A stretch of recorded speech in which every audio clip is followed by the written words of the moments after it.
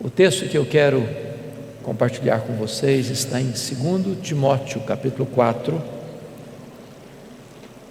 dos versos 9 a 18. Abra sua Bíblia comigo, por favor.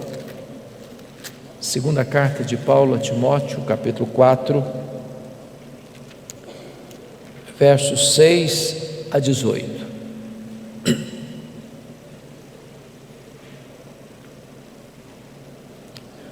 Todos vocês devem saber que esta carta foi a última carta que o apóstolo Paulo escreveu.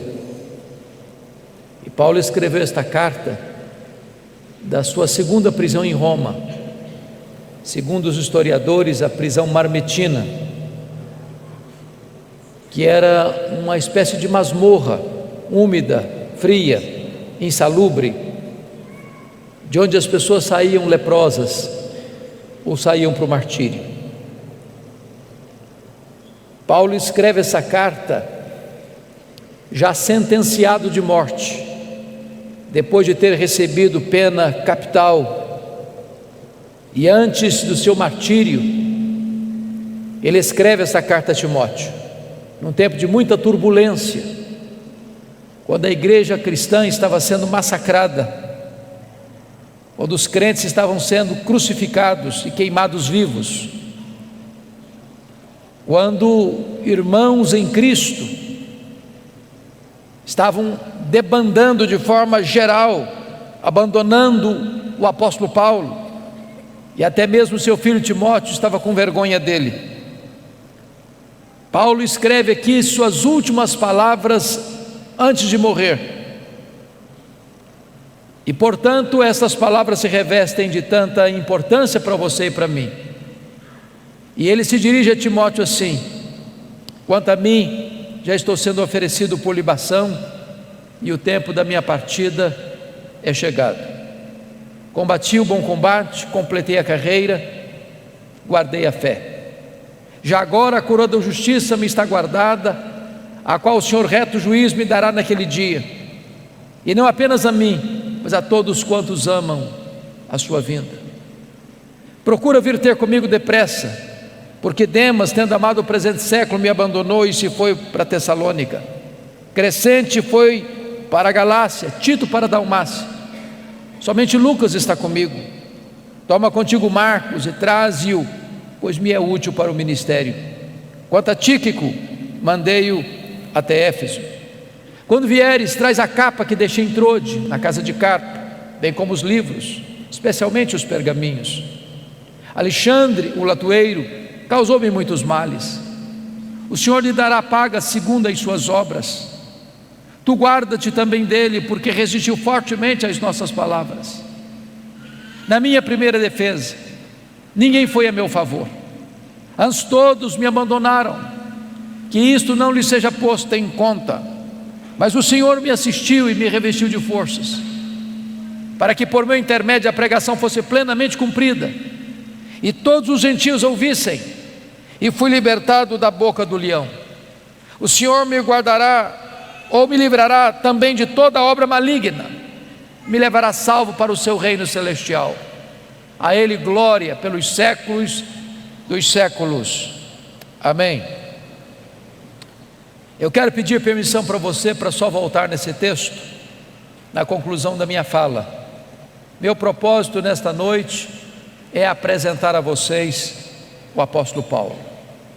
Quem foi este homem que morreu pobre, velho, abandonado, cheio de cicatrizes, acusado de ser o líder dos incendiários de Roma?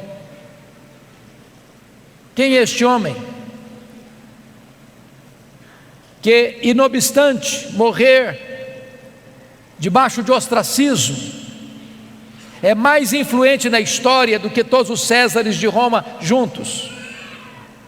Quem é este homem que plantou igrejas nas províncias da Galácia, da Macedônia, da Acaia, da Ásia Menor, que de Jerusalém ao Ilírico anunciou a esperança do Evangelho? Quem é este homem que dos 27 livros do Novo Testamento escreveu 13 deles, e que ainda hoje influencia milhões e milhões de pessoas. Meu propósito nesta noite é apresentar a vocês este homem. Quem é este homem chamado Paulo? A primeira referência que nós poderíamos encontrar dele na Bíblia está lá em Filipenses capítulo 3, versos 5 e 6, quando diz que ele foi circuncidado ao 8º dia, da linhagem de Israel, da tribo de Benjamim, hebreu de hebreus, quanto à lei fariseu, quanto ao zelo perseguidor da igreja. Diz a Bíblia em Atos 22, 3, que ele nasceu em Tarso da Sicília, por isso era um cidadão romano, e foi enviado ainda jovem para Jerusalém para estudar aos pés do grande mestre Gamaliel, neto do rabino Hilel, para ser um grande líder do seu povo.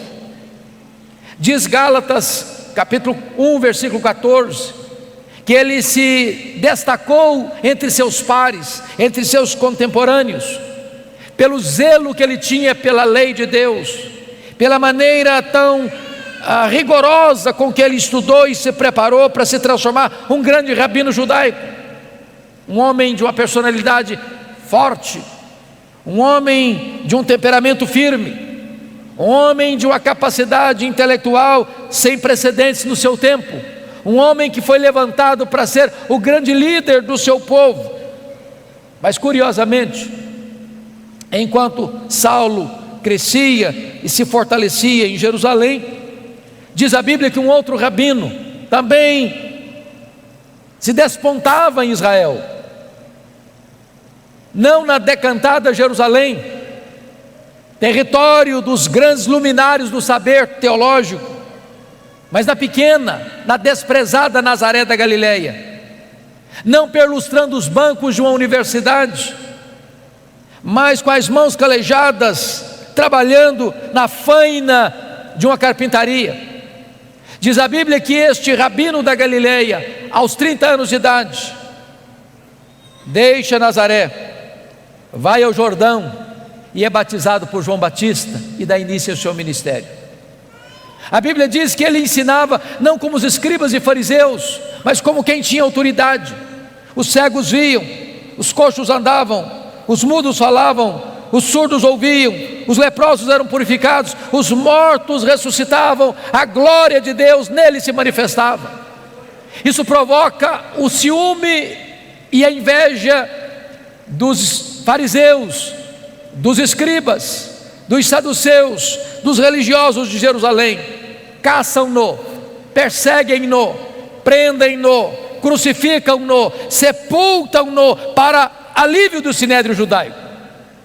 Mas no terceiro dia, após seu sepultamento, no primeiro dia da semana, uma notícia explode como uma bomba no arraial do sinédrio. O túmulo do Rabi da Galileia foi aberto, e aberto de dentro para fora. Ele ressuscitou, ele venceu a morte, ele triunfou sobre a morte, ele matou a morte com a sua morte ao ressuscitar gloriosamente da sepultura. É nesse momento, irmãos, que se levanta Saulo de Tarso, como braço de ferro do sinédrio judaico, para perseguir com fúria insana o cristianismo que nascia. E a Bíblia nos informa que este homem recebe 2 epítetos, 2 adjetivos no livro de Atos. Primeiro, ele era uma fera selvagem. Você pode constatar isso olhando Atos 9:1. Está escrito que ele respirava ameaças e morte contra os discípulos do Senhor. Essa expressão na língua grega é a mesma para uma fera selvagem que salta sobre a sua presa para devorá-la. Ele era uma fera selvagem. Se não, vejamos, a Bíblia diz em Atos 8:3 que ele assolava a igreja, entrando nas casas, arrastando homens e mulheres para encerrá-los no cárcere. Ele não respeitava domicílio doméstico, ele assolava a igreja, ele invadia domicílios, ele prendia homens e mulheres. Mas diz Gálatas capítulo 1, versículo 13, que ele devastava a igreja de Deus, como uma tempestade, como um vendaval que vinha sobre a igreja com fúria, com ódio, com rigor, assassino. Mas diz Atos capítulo 9, verso 21, que ele não apenas assolava e devastava, ele exterminava aqueles que professavam o nome de Jesus na cidade de Jerusalém. E você bem sabe que exterminar não é prender, exterminar não é bater, exterminar é matar. Saulo era um assassino, Saulo era uma fera selvagem, Saulo era um homem truculento e cruel. Se não, vejamos, diz Atos capítulo 22, versículo 4, que ele perseguiu o caminho até a morte. Em outras palavras, ele não perseguia apenas os crentes, ele perseguia a religião dos crentes, ele perseguia o caminho. Mas diz Atos 26, versículo 9, que ele entendia que devia fazer muitas coisas contra o nome de Jesus. Em outras palavras, ele perseguia os crentes, ele perseguia a religião dos crentes, ele perseguia o Deus dos crentes, ele perseguia Jesus. Mas Atos 26:10 diz que ele encerrou muitos dos santos em prisões, e contra esses muitos santos dava o seu voto quando os matavam. Em outras palavras, ele não era apenas um assassino, ele era um serial killer, ele era um assassino em série, ele mandou matar muita gente em Jerusalém. Mas Atos 26:11 diz que por todas as sinagogas ele castigava os crentes, forçando-os a blasfemar, e até por cidades vizinhas e estranhas ele perseguia os cristãos. Em outras palavras, ele não perseguia apenas fisicamente, ele perseguia também psicologicamente. Ele entrava numa sinagoga e dizia para os crentes assim: ou você nega Jesus ou eu te prendo, ou você nega Jesus ou eu te bato, ou você nega Jesus ou eu te mato. Ele era uma fera selvagem. Mas o Novo Testamento nos apresenta um segundo quadro deste homem. Ele era também um touro indomável. Esta figura está em Atos 26:14, quando o próprio Senhor Jesus aparece para ele no caminho de Damasco e diz: Saulo, Saulo, por que me persegues? Dura coisa te é recalcitrares contra os aguilhões. Eu fui criado na roça, como talvez alguns de vocês, e eu vi muito boi sendo amansado para o trabalho doméstico. E o principal instrumento para amansar um touro bravo é o aguilhão. Às vezes nós imaginamos que o Espírito Santo só começou a trabalhar em Saulo lá no caminho de Damasco. Isso não é verdade. Toda vez que Saulo entrava numa casa, arrastava homens e mulheres e os jogava na cadeia. Toda vez que Saulo entrava na sinagoga, prendia os crentes e batia nos crentes, forçando-os a blasfemar. Toda vez que Saulo dava o seu voto para matar um crente, dizendo o seguinte: ou você nega Jesus, ou eu te prendo, ou eu te bato, ou eu te mato. E aquele crente, em vez de negar a Jesus, preferia morrer pelo nome de Jesus, e o seu sangue era vertido. Era o Espírito Santo picando a consciência deste touro bravo. Mas esse touro bravo não quer ser amansado. Até o dia que esse touro bravo, respirando ameaças e morte, vai para Damasco com o propósito de entrar na cidade e arrastar homens e mulheres para jogá-los na prisão. E de repente o domador de touro bravos brada desde os céus e o joga no chão e grita das alturas: Saulo, Saulo, por que me persegues? Dura coisa te é recalcitrares contra os aguilhões. O touro bravo está caído, o touro bravo está vencido. O maior perseguidor do cristianismo está convertido. Muda aqui radicalmente a sua história, vira-se a página da sua história, porque aquele homem que era um sanguinário, que era um assassino, que era uma fera selvagem, que era um touro indomável, agora está completamente transformado quando ele conclama e chama Jesus de Senhor. Jesus agora é o Senhor da sua vida. Diz a Bíblia que abre agora um novo capítulo na sua história, a sua preparação para o ministério. E ele é levado dali cego para a rua direita, na casa de Judas, onde ele fica 3 dias orando e jejuando, enquanto o Senhor se dirige a Ananias em Damasco, um discípulo, e diz assim: Ananias, vai à rua direita, na casa de Judas, e impõe as mãos sobre Saulo, para que ele fique curado.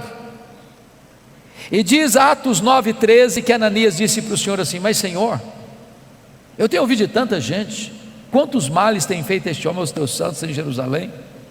Mas Deus diz: vai, porque ele é para mim um vaso escolhido. Eu enviarei para longe aos gentios e aos reis, e eu lhe mostrarei o quanto importa sofrer pelo meu nome. Diz a Bíblia que Ananias vai e impõe as mãos sobre Saulo, as escamas caem dos seus olhos, ele volta a ver. Diz a Bíblia que o Espírito Santo entra nele, ele fica cheio do Espírito Santo. Diz a Bíblia que ele foi batizado. E nesse momento eu convido você para abrir sua Bíblia em Atos 9:20, por favor. Logo depois que Saulo foi curado, logo depois que Saulo foi revestido com o Espírito Santo, logo depois que Saulo foi batizado, diz Atos 9:20, que a partir daí, em seguida, logo a seguir, ele começa a pregar nas sinagogas, afirmando que este Jesus é o Filho de Deus. Mas olha comigo Atos 9:22. Saulo mais e mais se fortalecia, confundindo os judeus, demonstrando que este é o Cristo, o Messias. Eu pergunto a vocês: tem alguma diferença entre o que ele fez no verso 20 para o que ele fez no verso 22? Prestem atenção. No verso 20 ele afirma que Jesus é o Filho de Deus, mas no verso 22 ele demonstra que Jesus é o Messias, é o Cristo. Demonstrar é provar uma tese detalhada, meticulosa e exaustivamente. Há uma profunda diferença entre a declaração do verso 20, onde ele declara que Jesus é o Filho de Deus, e o que ele faz no verso 22, onde ele prova detalhadamente que este Jesus, Filho de Deus, de fato é o Messias, é o Cristo. A grande pergunta é: quanto tempo durou entre o que ele fez no verso 20 e o que ele fez no verso 22? Atos não responde essa pergunta, mas a resposta está em Gálatas capítulo 1, versos 15 a 18. Diz que logo que ele foi convertido a Cristo, ele não sobe para Jerusalém, onde estavam os apóstolos, ele não consulta carne e sangue, ele vai para a região da Arábia, onde fica 3 anos, e diz então Gálatas 1,18, que depois de 3 anos na Arábia, ele retorna outra vez para Damasco.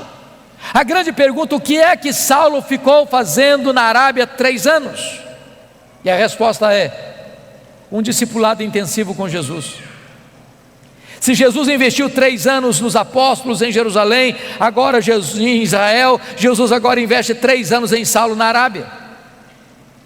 A teologia que Paulo aprendeu, ele não aprendeu como aprendeu as doutrinas do judaísmo aos pés de um mestre humano, ele aprende por revelação direta do Senhor Jesus Cristo. O Senhor revelou-se a ele e nele.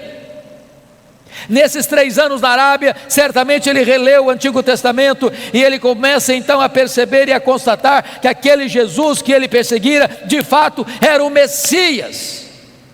Convencido, portanto, desta verdade, depois de 3 anos, diz Gálatas 1,18, que ele retorna outra vez para Damasco, e é nesse retorno para Damasco que se encaixa Atos 9:22. Saulo mais e mais se fortalecia, confundindo os judeus, demonstrando que Jesus é o Cristo. O que é que acontece com ele?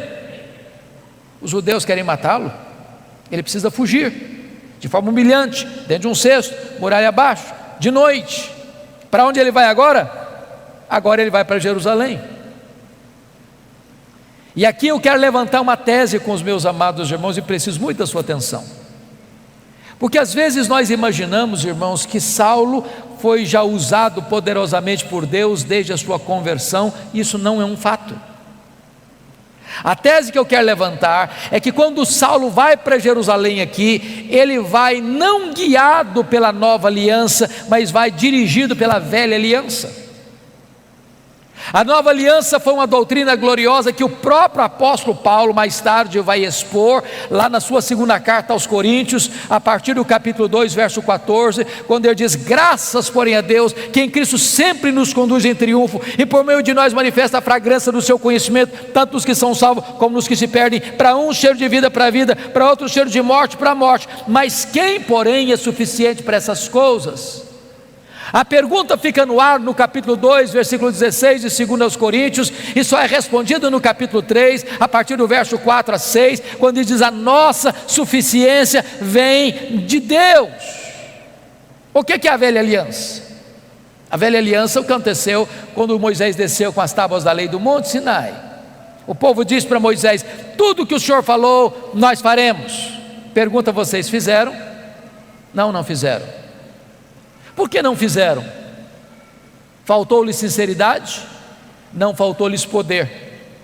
A velha aliança pode ser resumida assim: tudo depende de mim, nada depende de Deus. A nova aliança pode ser resumida assim: tudo depende de Deus, nada depende de mim. Pois eu quero lhes dizer que quando Saulo sobe para Jerusalém, ele está governado não pela nova aliança, mas pela velha aliança. Sabem por quê? Porque ele sobe para Jerusalém com a seguinte ideia latejando em sua mente: eu serei o grande líder da igreja de Jerusalém. Ele tinha motivos para pensar isso. Primeiro, todos os apóstolos de Jesus eram galileus, exceto Judas Iscariotes, que a essas alturas não existia mais. E vocês sabem que aqui na Judéia, em Jerusalém, os galileus eram tratados como gente segunda classe, com total desprezo, com total acepção e preconceito. Tanto é fato que quando o Pentecoste acontece, o derramamento do Espírito vem, as multidões se reúnem às 9 horas da manhã no cenáculo, e uns olham e dizem assim: ah, esquece, são galileus. Outros disseram o seguinte: estão bêbados. Saulo pensou assim: esses galileus aqui em Jerusalém não vão conseguir nada. Segunda razão: os apóstolos do Senhor Jesus eram homens iletrados, e Jerusalém era a capital intelectual da teologia. Lá estavam os escribas, lá estavam os doutores da lei, lá estavam os fariseus, lá estavam os saduceus, lá estava o sinédrio, lá estava a fortaleza teológica de Israel. E Saulo pensou: esses homens, além de galileus, são iletrados, não vão conseguir nada aqui. Ainda mais, Saulo era um homem intelectual. Saulo tinha livre trânsito nos corredores do poder eclesiástico. Saulo conhecia Jerusalém, Saulo fora criado em Jerusalém, Saulo perseguiu a igreja de Deus em Jerusalém, e ele sobe com a seguinte ideia: eu tenho o melhor currículo, eu tenho o melhor preparo, eu tenho a melhor postura para ser o líder da igreja de Jerusalém, e com essas ideias ele sobe. Sabe o que acontece? Confira comigo Atos 9, 26. Quando ele chega na igreja de Jerusalém, todos, não alguns, todos os discípulos não acreditaram na conversão dele. Achavam que ele estava sabotando a fé, achavam que ele estava blefando, e bateram a porta da igreja na cara dele.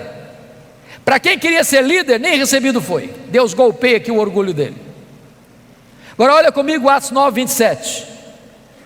Diz a Bíblia que Barnabé o apanha, Barnabé o apresenta aos apóstolos, os apóstolos recebem Saulo, e agora então ele tem livre trânsito na igreja, ele entra e sai, discute com os helenistas, e diz a Bíblia que os helenistas resolvem matá-lo. O que acontece? Os membros da igreja, os discípulos se reúnem e dizem assim para Saulo: Saulo, você não pode ser o nosso pastor não, você tem que ir embora da nossa igreja. Agora preste atenção, irmãos, não é fácil para um pastor estar convencido que deve ficar na igreja, quando os membros da igreja estão convencidos que ele deve sair da igreja. Não é fácil. Sabe o que aconteceu com ele? Ele não foi embora. Ele não foi embora. Mas se você olhar Atos 26, 17, não foram apenas os crentes que mandaram ele embora, não. O próprio Deus apareceu para ele numa visão em Jerusalém e diz assim: vai embora de Jerusalém, que eles não vão te ouvir. Meus irmãos, ser mandado embora pelos líderes da igreja é uma coisa, ser mandado embora pelos membros da igreja é outra coisa, mas ser mandado embora da igreja pelo próprio Deus, parece que não resta opção. Mas sabe qual a decisão dele?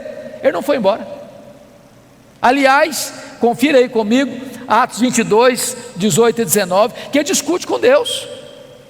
Ele arrasou com Deus: mas Senhor, Eu persegui a igreja aqui.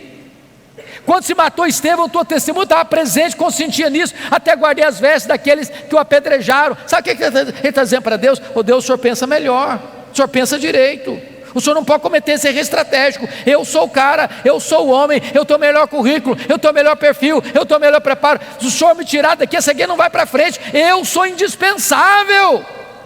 Sabe o que aconteceu? Deus não mudou, foi Saulo quem tem que mudar e mudar. Deus diz, vai. Sabe o que aconteceu com ele? Ele não foi. Volte a ler comigo agora Atos 9:30 e você perceberá isso. Os discípulos pegaram Saulo e o levaram até Cesareia. Preste atenção que ele não foi, ele foi levado. Ele não saiu, saíram com ele. Ele saiu de Jerusalém como Ló saiu de Sodoma, a reboque. E mandaram-no depois para onde? Para Tarso. Onde era Tarso? O lugar que ele nasceu. Sabe o que Deus está dizendo para esse cara que você acha insubstituível? Meu filho, se você pensa que eu preciso de você, você está muito enganado. É você quem precisa de mim. Você quer saber de uma coisa? Arruma as malas e volta para casa. Arruma as malas e volta para casa. Entenda isso, amado irmão. Deus não precisa de você, é você quem precisa de Deus. Você não é insubstituível. Sabe o que aconteceu com ele?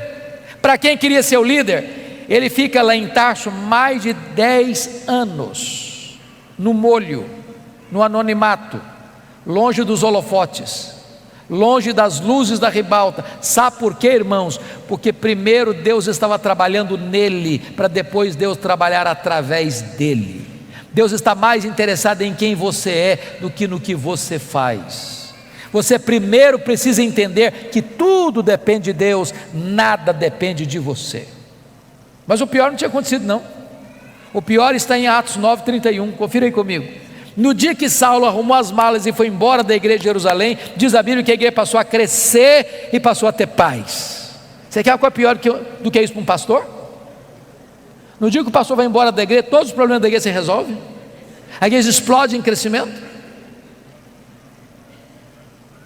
Tudo depende de Deus, nada depende de nós.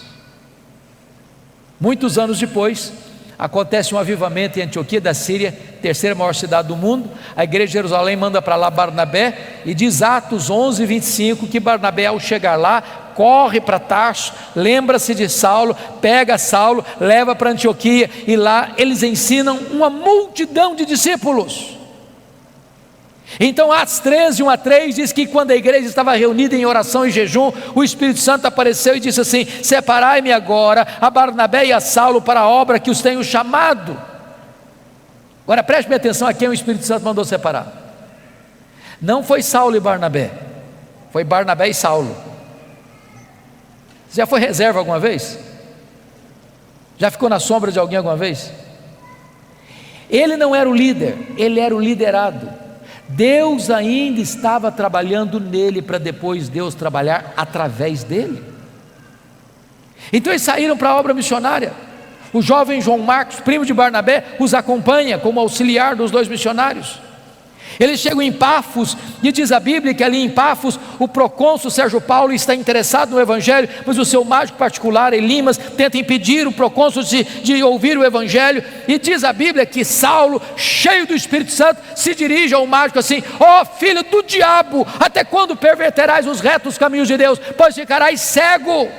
O mágico fica cego, os olhos espirituais do procônsul são abertos e ele é convertido a Cristo. E diz a Bíblia que a partir dali Saulo deixa de usar o seu nome judaico Saulo para usar o seu nome romano Paulo, e a partir dali ele se transforma no maior líder do cristianismo. Sabem por quê? Porque agora ele tinha entendido a verdade: tudo depende de Deus, nada depende de mim. Dali eles saem para perto da Panfilha, Atos 13:13. E diz a Bíblia que em Atos 13:13, em perto da Panfilha, o jovem João Marcos deixa os dois missionários e volta para Jerusalém. Você pode até perguntar: por que o João Marcos deixou os dois missionários? A Bíblia não diz, mas eu lhes darei 3 possibilidades. Primeira, quando ele saiu de Antioquia, ele pensou que fazer missões era turismo. Quando ele percebeu que não era turismo, ele ficou decepcionado, disse: não, isso eu não quero não. Segunda possibilidade, quando ele saiu de Antioquia, o líder da caravana era o seu primo Barnabé. No meio do caminho muda o comando, agora é Paulo o comandante. Não, sob o comando do meu primo eu vou, o comando desse outro aqui eu não vou não. Terceira possibilidade, eu creio nessa. Diz Gálatas capítulo 4, versos 13 a 15, que Paulo pregou o evangelho pela primeira vez na Galácia, Antioquia da Pisídia, Icônio, Derbe e Listra, por causa de uma enfermidade física. Que enfermidade física era essa? Que ele chamou em 2 Coríntios 12, 7, de um espinho na carne, mensageiro de Satanás, para lhes bofetear, a fim de que ele não se ensoberbecesse. A Bíblia não diz que ele saiu doente de Antioquia, mas a Bíblia diz que ele chegou doente no primeiro destino da sua viagem missionária. Os estudiosos afirmam que Paulo contraiu uma malária em Antioquia, nessa região de perto da Panfilha, que era uma região alagadiça, pantanosa, com forte incidência de malária, que dava uma dor de cabeça alucinante, que afetava a visão inclusive. Então João Marcos deve ter pensado assim: bom, eu estou muito jovem para ficar doente, eu vou voltar para a casa da minha mãe. Então diz a Bíblia que ali Paulo contrai essa malária, não diz que contrai a malária, mas que ele sai doente, e chega subindo as montanhas do Cáucaso, chega nessa região da Galácia do Sul, onde ele enfrenta muitas lutas, ele é apedrejado, ele enfrenta dramas crudelíssimos, mas deixa igrejas plantadas, deixa liderança estabelecida, ele planta igrejas e estabelece liderança daquelas igrejas, apesar de tantas dificuldades. Diz Atos 14, verso 26 e 27, que ao término dessa primeira viagem missionária, eles retornam para a igreja de Antioquia da Síria, reúnem a igreja e relatam à igreja quantas coisas fizeram Deus por intermédio deles, e como Deus abrir a porta do evangelho para os gentios. Aqui uma nota de rodapé, meus irmãos: há espaço para testemunhos na igreja, mas não há espaço para projeção humana na igreja. Eles não relataram quantas coisas fizeram eles relataram quantas coisas fizera Deus. Quem faz a obra é Deus, você e eu somos apenas os instrumentos, é Ele quem faz. Mas preste atenção uma coisa, irmãos: não há crescimento de igreja sem perseguição, sem oposição, sem que o inferno se agite. Notem comigo o capítulo 15, versículo 1, que logo que os membros da seita dos fariseus em Jerusalém escutam que os gentios estão sendo convertidos e recebidos na igreja, sem passar pelo rito da circuncisão, eles descem e dizem assim para os crentes novatos: se vocês não se circuncidarem, se vocês não guardarem a lei de Moisés, vocês não poderão ser salvos. Mas isso não é evangelho. E se acrescentar algo mais à obra perfeita de Cristo? E se dizer que o sacrifício de Cristo na cruz não foi suficiente? E se afirmar que só a fé em Cristo não é suficiente? Isso é uma deturpação do evangelho verdadeiro. Então preste bem atenção, queridos: Paulo não podia sair para uma nova viagem missionária sem antes corrigir o problema doutrinário da igreja. E preste atenção nisso: quanto mais se prega, se a teologia não é boa, pior fica. Não basta pregar, é preciso pregar o evangelho verdadeiro. Então foi convocado um concílio na igreja, apóstolos e presbíteros, e eles se reúnem para tratar da matéria, onde fala Barnabé, onde fala Paulo, onde fala Pedro, onde Tiago lidera aquele concílio. E ao término do concílio, uma decisão foi tomada, uma decisão foi escrita, uma decisão foi levada para todas as igrejas, mostrando o seguinte: que é só a fé em Cristo que é suficiente para a salvação e nada mais. Teologia está boa agora? Vamos fazer a segunda viagem missionária. Agora confira comigo Atos 15, 36. Diz a Bíblia que agora Paulo chega para Barnabé e diz: Barnabé, vamos fazer a segunda viagem missionária, vamos visitar as igrejas que nós plantamos, para ver se estão tudo bem, se a coisa está indo, caminhando bem. E diz a Bíblia que Barnabé chegou para Paulo e disse assim: tá bom, Paulo, vamos sim, com um detalhe: o meu primo João Marcos quer voltar com a gente. Aí Paulo disse assim: eu não acho justo levarmos aquele que nos abandonou desde perto da Panfilha. Desculpe, irmãos, o texto está registrado de uma forma sucinta e assim muito polida, mas eu acredito que não foi tão polida assim a conversa entre Paulo e Barnabé, não. Eu vou parafrasear. Foi mais ou menos assim: ô Paulo, vamos mesmo, Paulo, eu estou tão animado com essa viagem. Só um detalhe, lembra do João Marcos, o meu primo, aquele que nos deixou lá em Perge, da Panfilha? Pois é, Paulo, ele quer ir voltar com a gente. Eu acho que o Paulo fechou o semblante e disse: você está de brincadeira comigo, né, Barnabé? Não é verdade, ele quer voltar com a gente. Barnabé, não é possível, eu não quero, esse rapaz não serve para ser meu companheiro, comigo ele não vai, Barnabé. Mas Paulo, vamos dar uma chance para o rapaz, ele é jovem, ele é novo, ele vai aprender. Comigo ele não vai, Barnabé. Mas Paulo, você está sendo intolerante, Paulo, vamos dar uma chance para o rapaz. Comigo ele não vai, Barnabé.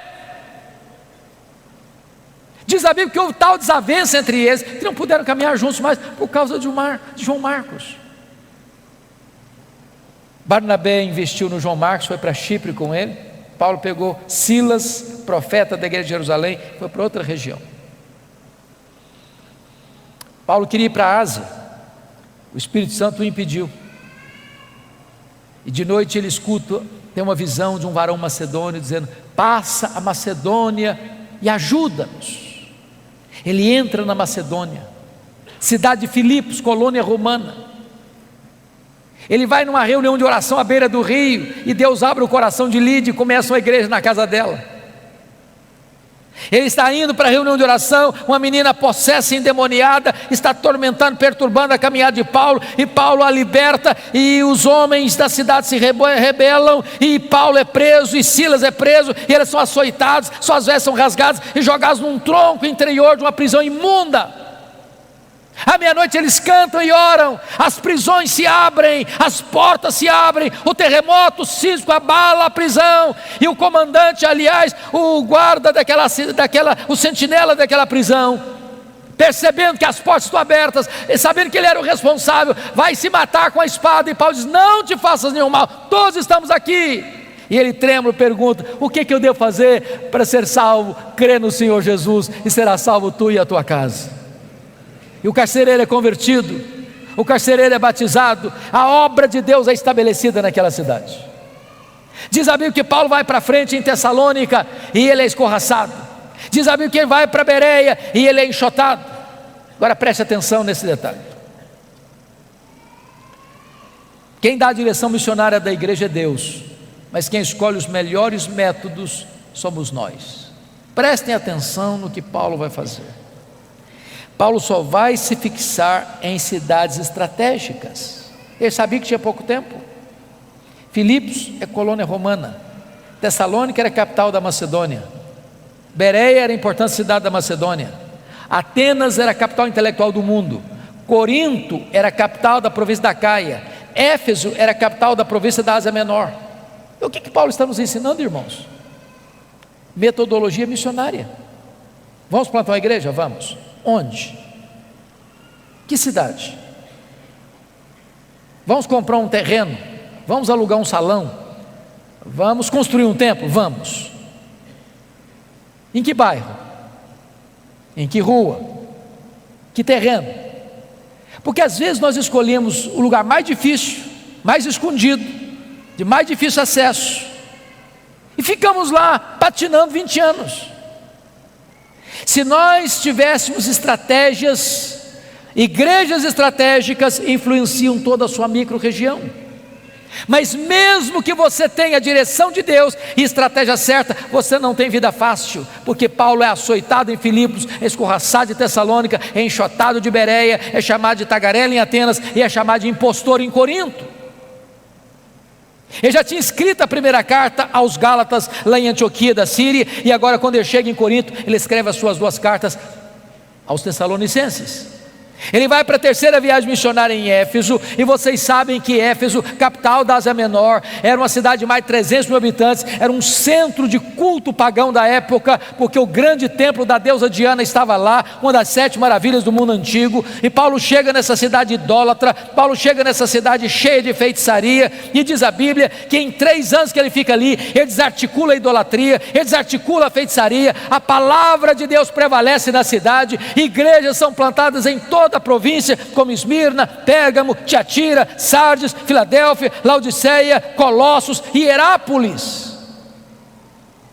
Amados irmãos, eu não posso entender um fato desse, com toda a tecnologia que você e eu temos hoje, de rádio, de televisão, de Bíblia impressa, de folheto, de zap e de tudo mais. Chega uma cidade de 300 mil habitantes, 3 anos, se você não tomar muito cuidado, nem o seu bairro sabe que você está ali. Paulo chega numa cidade 3 anos, sem nada disso, e a cidade é impactada, a cidade é transformada, igrejas são plantadas. E agora diz a Bíblia que ali de Éfeso ele escreve as suas 2 cartas à igreja de Corinto, está saindo da igreja, indo para Jerusalém, leva uma oferta para os pobres da Judeia.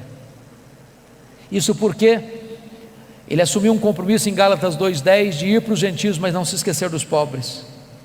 Isso porque Atos 18:2 diz que no tempo de Cláudio uma grande fome invadiu o mundo, e muitos judeus foram expulsos, aliás os judeus foram expulsos de Roma e voltaram para a Judeia sem casa, sem propriedades para trabalhar. E Paulo levanta uma oferta e vai levando essa oferta. Quando ele chega para embarcar em Mileto, ele diz para os presbíteros de Éfeso assim: o Espírito Santo me assegura que o que eu vou enfrentar pela frente são cadeias e tribulações, mas em nada eu considero a vida preciosa para mim mesmo, conquanto que eu complete a minha carreira e o ministério que eu recebi do Senhor Jesus, para testemunhar o evangelho da graça de Deus. Quando ele chega e desembarca em Cesareia Marítima, Ágabo prende com o cinto e diz: você vai ser preso em Jerusalém, é isso que vai acontecer com você lá. Os discípulos tentam demover, ele diz: eu estou pronto não só a ser preso, eu estou pronto a morrer por Jesus em Jerusalém. Ele chega e é preso mesmo. Os judeus resolvem matá-lo. 40 judeus entram em conspiração de anátema: nós não vamos comer, nós não vamos beber enquanto não matar Paulo. A notícia chega ao comandante, ele é transferido naquela noite para Cesareia Marítima, onde fica 2 anos sendo acusado pelos judeus. Diante da fraqueza do governador Festo, pronto a entregá-lo ao Sinédrio, e o Sinédrio pronto a matá-lo no caminho, Paulo, percebendo a jogada, diz: eu sou cidadão romano e eu quero ser julgado diante de César. E o governador diz: para César você quer ir? Para César você irá. Mas Deus já havia dito para ele, lá em Atos 23:11, quando ele estava preso na fortaleza em Jerusalém: coragem, Paulo, assim como você deu testemunho aqui em Jerusalém, eu quero que você dê testemunho também em Roma. Ora, irmãos, Deus o queria em Roma, e quando ele escreveu sua carta aos romanos, indo para Jerusalém, na Macedônia, ele disse que queria ir para Roma, e de Roma ser enviado à Espanha. O que você espera? Se Deus o quer em Roma, e se ele quer ir para Roma, você espera que a viagem fosse tranquila. Diz Atos 27, que quando ele está para embarcar, ele diz para o comandante assim: não é prudente viajar não, está chegando o inverno, não se navega com segurança no inverno. Mas o comandante não escutou Paulo não, e diz a Bíblia que aquela viagem se torna turbulenta, uma tempestade terrível, o navio se arrebenta todo, o trigo que carregavam teve que ser jogado no mar, e um anjo aparece para Paulo no navio e diz: coragem, Paulo, ninguém vai morrer, tem 276 pessoas nesse navio, todo esse time vai estar entregue nas suas mãos, eu por amor a você vou poupar essa gente, mas vocês vão ter que dar numa ilha. Quando o dia amanheceu, eles avistaram a ilha de Malta, e diz a Bíblia, quando desembarcaram, tinha uma fogueira para aquecê-los, e diz a Escritura que a única pessoa que tentou então manter a fogueira acesa foi o apóstolo Paulo. Foi catar graveto e jogar naquela fogueira, e quando ele joga um punhado de graveto na fogueira, uma víbora brota do fogo e prende na mão do Paulo. Quando a cobra prende na mão do Paulo, os malteses gritaram: é um assassino, tenta se livrar do mar, a justiça não deixa viver, vai cair, vai inchar, vai morrer. Não caiu, não inchou, não morreu, mudar de opinião, é um Deus. Não, agora não é nem um assassino, nem um Deus, é o servo do Deus vivo. Não foi a tempestade que levou Saulo, ou melhor Paulo, para ele de Malta, foi a mão da providência divina. porque tinha o pai do prefeito doente. Paulo orou por ele, foi curado. Os demais enfermos vieram e eles foram curados. E Paulo passa ali os 3 meses do inverno e recebe toda a ajuda para ir para Roma com todas as suas necessidades supridas. E então diz a Bíblia que ele chega em Roma, não como sonhara chegar, mas chega preso, chega algemado.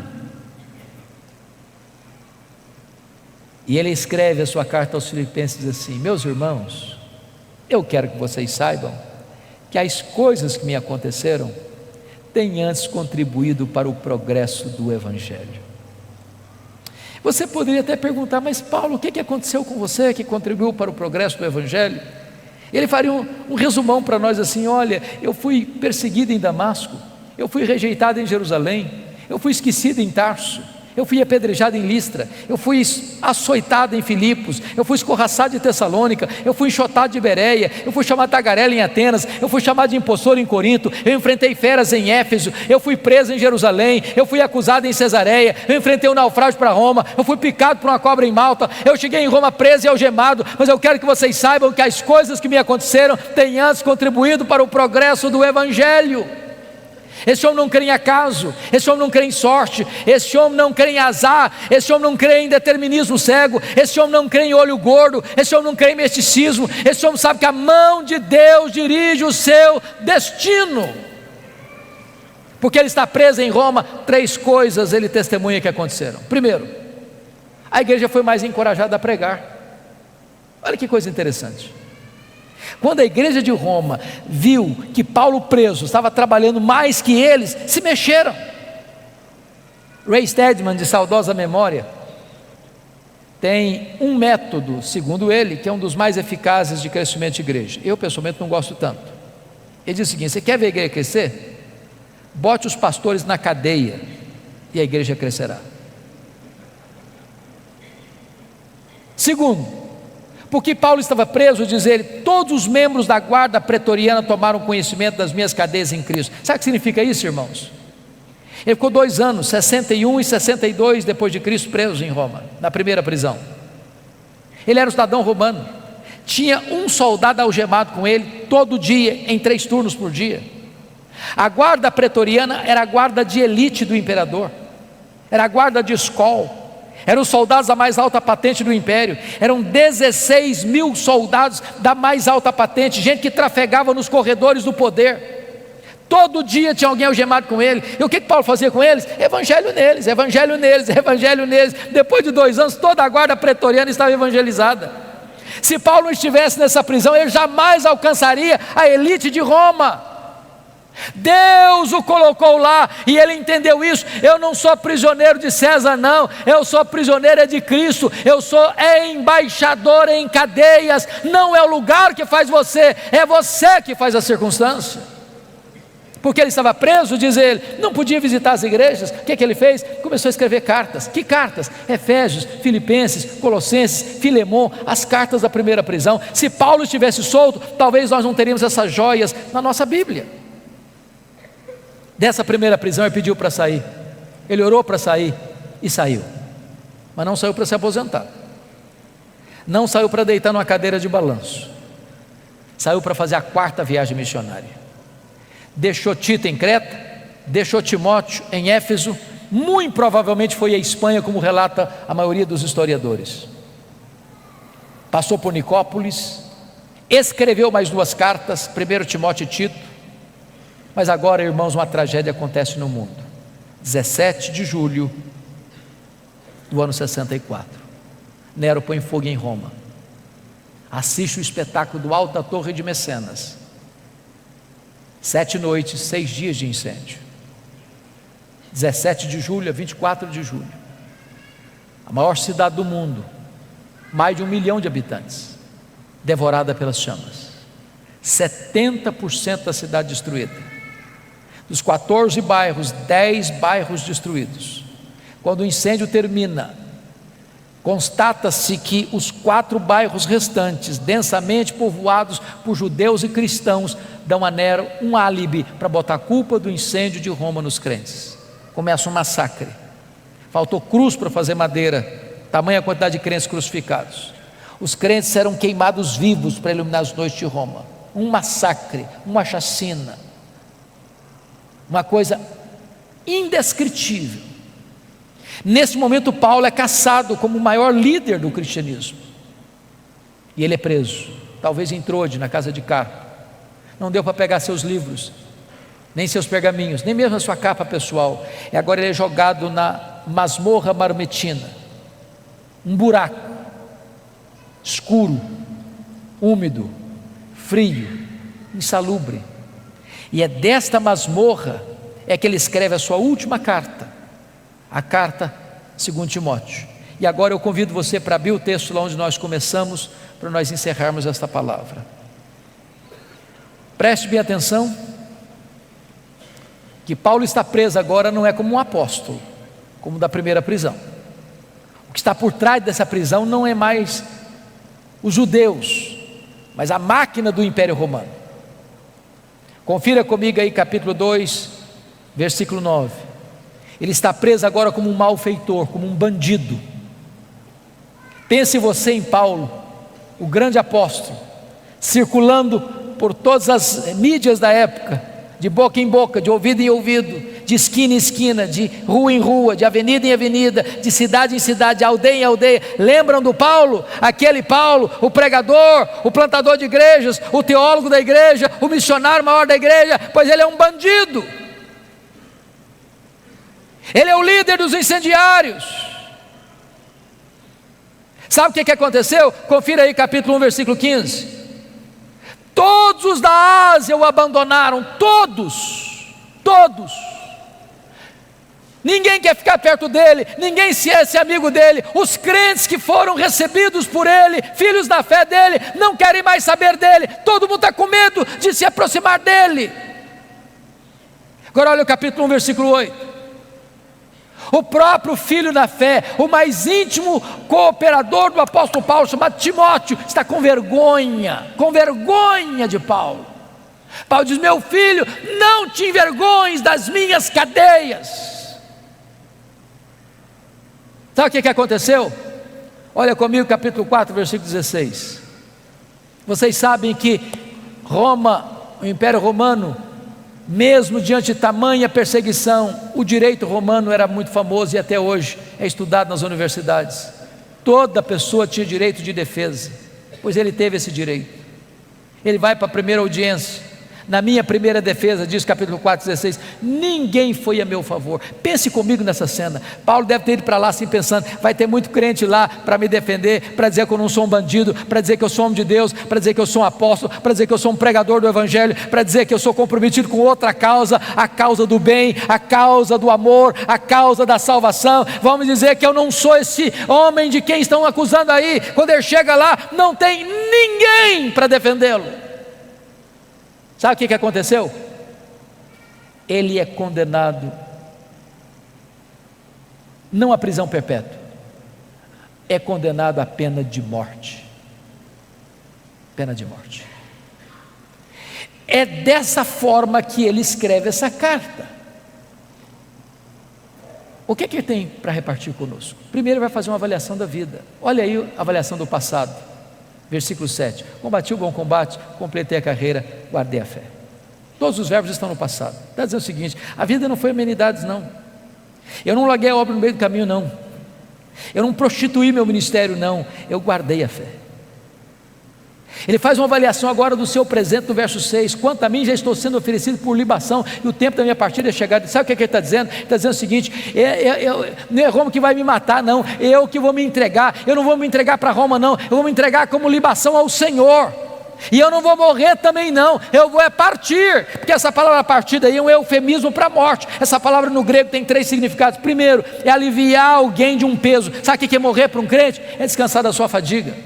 Segundo, é desatar um bote e atravessar para o outro lado do rio. Sabe o que é morrer para um crente? É fazer a última viagem rumo à pátria celestial. Sabe o que significa a palavra partida? Significa o seguinte: é que você agora, nessa palavra, significa levantar acampamento, afrouxar as estacas de uma barraca provisória e ir para sua casa permanente. Sabe o que é morrer para um crente? É mudar de endereço, é ir para a casa do Pai.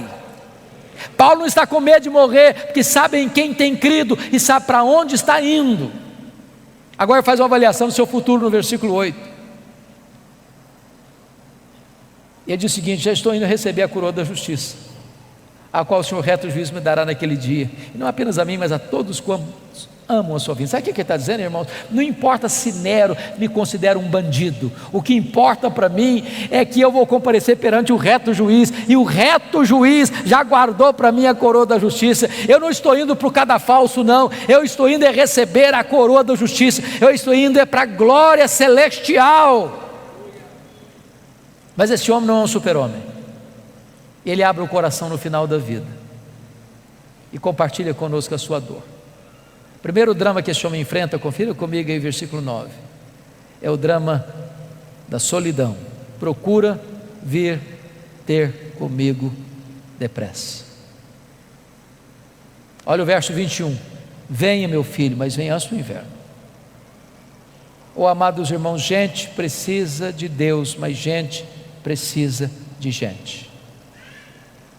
Todos nós aqui precisamos de um amigo, de um ombro, de alguém com quem repartir as dores e abrir o coração. Eu não sei quantos de vocês notaram, o ano passado foi um ano muito doloroso, muito triste para a igreja evangélica. Muitos pastores evangélicos tiraram a sua vida, cometeram suicídio o ano passado. Às vezes você lida com multidão e vive no universo da solidão. Você precisa ter um amigo em quem você confia para repartir as dores do seu coração. Paulo é um apóstolo, mas ele está dizendo: eu preciso de você, meu filho, venha ter comigo, eu preciso encostar minha cabeça no seu peito antes de morrer, venha depressa, eu não posso esperar mais. Segundo drama que esse homem enfrenta, meus irmãos, está no versículo 10, olha comigo, é o drama do abandono. Demas, tendo amado o presente século, me abandonou. Não é fácil ser abandonado, não é fácil ser abandonado no final da vida, não é fácil ser abandonado quando você precisa de ajuda, não é fácil ser abandonado quando você mais precisa de socorro, não é fácil ser abandonado por aqueles que você um dia ajudou, não é fácil ser abandonado quando você está sofrendo injustiça. Paulo está enfrentando o drama do abandono. Talvez você que entrou aqui hoje está enfrentando algum tipo de abandono dentro da sua casa, pelo seu namoro, namorado, namorada, noivo, noiva, marido, esposa, amigo, amiga, irmão, irmã, eu não sei. O drama do abandono é cruel e Paulo está lidando com esse drama. Terceiro drama que ele enfrenta, confira comigo aí o versículo 14 e 15, o drama da traição. Alexandre o Latueiro causou-me muitos males. Diz os historiadores que foi esse indivíduo que delatou o apóstolo Paulo, culminando na sua segunda prisão e no seu consequente martírio. É gente que puxa o seu tapete, é gente que apunhala você pelas costas, é gente que torce para você cair, é gente que celebra quando você chora, é gente que chora quando você está feliz. Muitas vezes, meus irmãos, embora você é um crente, você é um líder, você enfrenta o drama da traição. Sabe o que Paulo diz? Não tente vingar-se, não tente dar o troco, não tente revidar, não tente guardar mágoa no seu coração. Você não sabe lidar com isso, entregue essa causa nas mãos de Deus. O Senhor lhe dará paga, eu não. Meu papel é perdoar, meu papel é pagar o mal com o bem. Entregue essa causa nas mãos de Deus. Quarto drama que ele está enfrentando, versículo 13, confira comigo, o drama das privações. Ele está enfrentando três privações. Primeiro, privação emocional, gente precisa de gente. Privação mental, ele está precisando de ler. Paulo me impressiona muito, porque ele sabe que vai morrer, está querendo estudar mais. Tem gente que passa a vida inteira e não estuda nada. É hora de você parar para pensar se você é uma pessoa que lê. Quem não lê não enxerga. Quem não lê vai ser comandado. Quem não lê não discerne. Quem não lê não entende. Paulo sabe que vai morrer, mas quer estudar um pouco mais. Não quer abrir mão da palavra de Deus. Ele quer se alimentar da palavra de Deus. Ele quer enriquecer a sua alma, mesmo no final da sua própria vida. Mas ele enfrenta ainda, irmãos, o drama das privações físicas. O inverno está chegando, não tem uma capa para usar. Você sabe que gente velha sente mais frio que gente nova. Lá em Roma, no inverno, faz mais frio numa masmorra do que fora dela, e a temperatura baixa a 0 grau, até mais do que isso. Ele está dizendo o seguinte: meu filho, se você não vier logo, eu vou morrer de frio antes de ser degolado. Traz a minha capa quando você vier. Sabe o que me impressiona com isso? O maior pastor, maior teólogo, maior missionário, maior plantador de igrejas da história do cristianismo, não tem uma capa surrada para usar no inverno. E você? Tem casa, tem cama, tem roupa, tem comida, tem conforto, e às vezes você está murmurando. Está murmurando.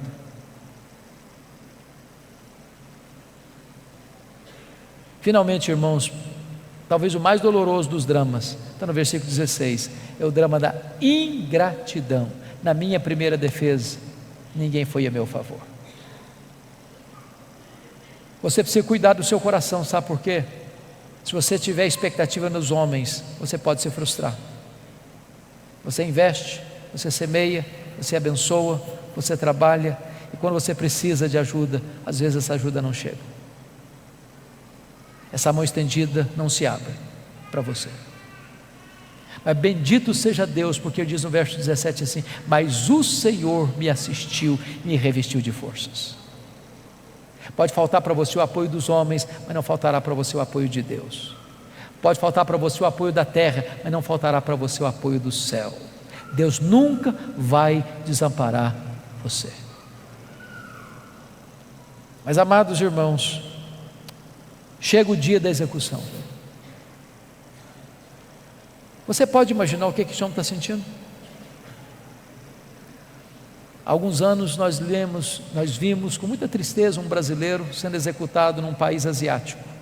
A embaixada brasileira lutou, muitas cartas, centenas de cartas foram para aquele país, nada adiantou. Aquele moço pegado com drogas foi executado. Não é fácil. Chega o dia, no corredor da morte.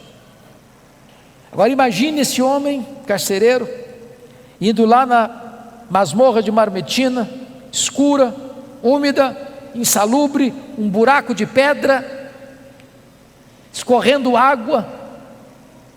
O inverno está chegando, é muito úmido.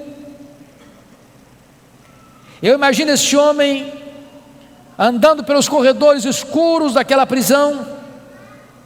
Eu imagino aquele homem abrindo aquela pesada porta de ferro dessa masmorra. Eu imagino esse homem entrando com a tocha de fogo para conseguir enxergar muito bem o que está lá dentro. E ele grita então: prisioneiro Paulo, prisioneiro Paulo, prisioneiro Paulo. Talvez lá no canto, alguns trapos em cima da pedra úmida. Aquele velho cheio de cicatrizes se levanta e diz: sou eu estou aqui. Ele é acorrentado, ele é retirado dessa masmorra úmida, ele é levado ao cadafalso, ao local do patíbulo e da execução. E eu imagino esse homem perguntando para ele assim: você quer dizer algumas palavras antes de morrer? Pensando que ele havia de dizer da mágoa, da dor, do ressentimento, da revolta, da tristeza, da decepção. E o velho apóstolo responde: sim, eu quero dizer algumas palavras antes de morrer. E naquele momento, ele ergue os olhos aos céus e diz a ele: ao Senhor Jesus, glória pelos séculos dos séculos, amém. Botou a cabeça no cepo da forquilha, a espada de Roma tosou-lhe a cabeça, corpo para um lado, cabeça para o outro, tombou na terra como um mártir, mas foi recebido no céu como um príncipe.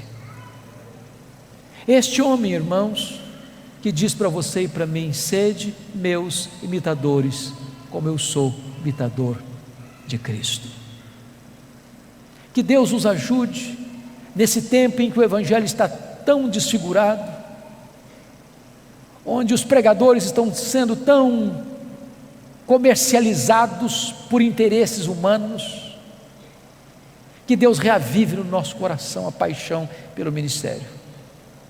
Que Deus nos dê um senso profundo do que significa a obra de Deus, e que você e eu sejamos homens segundo o coração de Deus, mulheres segundo o coração de Deus, cheio do Espírito Santo, entendendo que se vivemos para o Senhor, vivemos, mas se morremos para o Senhor, morremos. Quer pois vivamos, quer pois morramos, nós somos do Senhor. Eu quero orar com vocês, quero colocar a sua vida diante de Deus, quero desafiar você a viver uma vida digna do Evangelho. Eu queria que você ficasse em pé onde você está, e eu quero colocar a sua vida diante do trono da graça.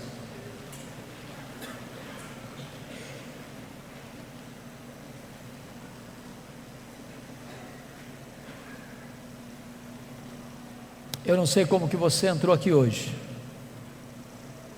eu não conheço todas as suas lutas, eu não conheço a sua biografia, a sua história, mas Deus está neste lugar, e hoje Ele quer fazer uma grande obra no seu coração.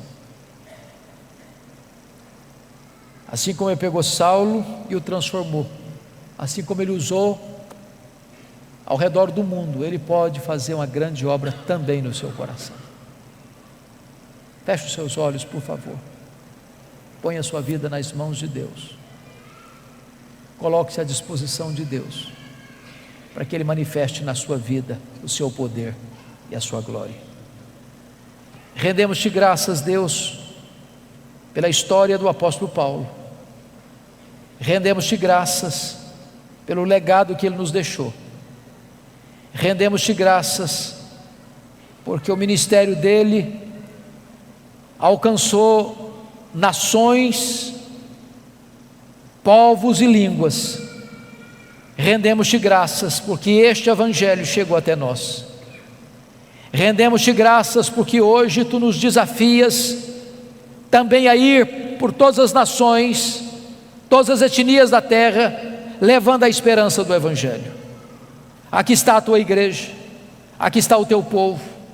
Reveste este povo com o poder do Espírito Santo, capacita este povo com a unção do alto, e permita, meu Deus, que nada neste mundo atraia o nosso coração, nem as riquezas, nem os prazeres, nem o sucesso, nem o glamour deste mundo seduza o nosso coração.